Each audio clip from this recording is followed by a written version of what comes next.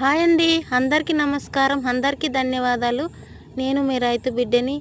ఏంటి అనిత నీళ్ళు తెస్తుంది అని అనుకుంటున్నారా?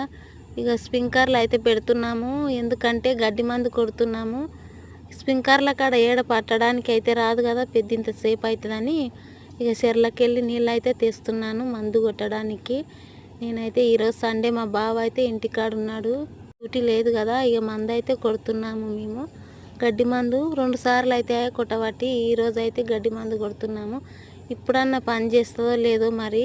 వేరుశనగకి అయితే గడ్డి మందు కొడుతున్నాము. ఫుల్ అయితే గడ్డి పడింది మా చేనులో.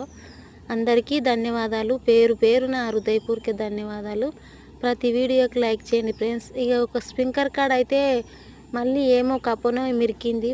మళ్ళీ పోయి ఆ స్ప్రింక్లర్ని అయితే మొత్తం రాయి తీసుకొని కొట్టి వచ్చే వరకల్లా మొత్తం నానిపోయినాము. ఇక స్ప్రింక్లర్ దగ్గర ఉంటే నానిపోమా ఫ్రెండ్స్. ఇక స్ప్రింక్లర్లు ఒక సైడ్ పెట్టాము, ఎందుకంటే గడ్డి మందు కొడితే పదను ఉండాలంట, అందుకే నీళ్ళు పెట్టి కొడుతున్నాము. అందరికీ ధన్యవాదాలు. లైక్